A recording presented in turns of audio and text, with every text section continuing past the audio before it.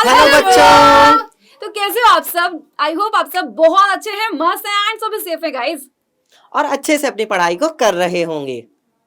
आज हम लोग बात करने वाले एक बहुत ही स्पेशल चीज की। आपके सारे टीचर्स क्यों सामने आए हैं, एक बहुत अच्छी स्पेशल अनाउंसमेंट है तो जो आपके लिए जरूरी भी है और शायद फ्यूचर में बहुत काम आएगी। तो चलिए शुरू करते हैं।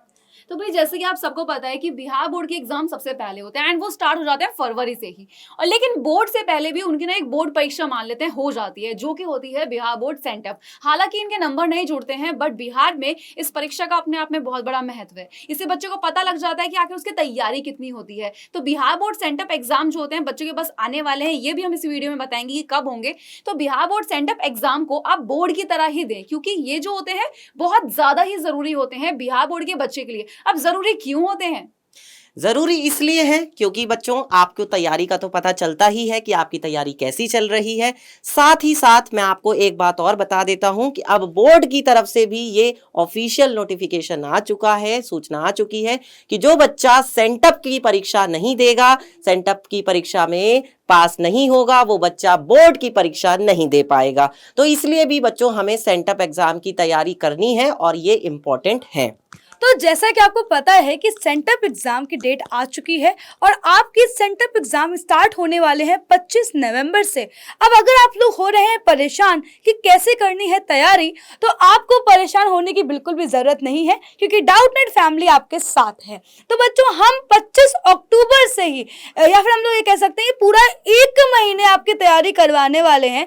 आपके सेंटअप एग्जाम के लिए पूरा 1 महीना है एंड 1 महीने में हम इतनी क्लासेस करवाएंगे कि उससे आपका जो कह सकते हैं जो प्रिपरेशन एकदम से मजबूत हो जाएगी। तो जान लेते हैं कि तैयारी कैसे होने वाली है।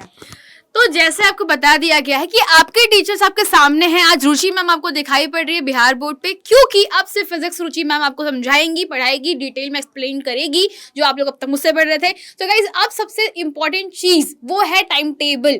आपको डेली शाम को 6 बजे क्लास में अवेलेबल रहना है अगर आप बिहार बोर्ड के विद्यार्थी है तो। दूसरी चीज की 75% वाला फॉर्मूला आपको पता चल ही गया होगा कि हर बोर्ड में पहले ऐसा होता था कि 75% अटेंडेंस है तभी बच्चे को फाइनल्स में बैठने दिया जाएगा, अदरवाइज नहीं बैठने देते थे। तो ये बाकी बोर्ड में चल रहा था, लेकिन बिहार बोर्ड ने वापस से इसको नया अपडेट करा है।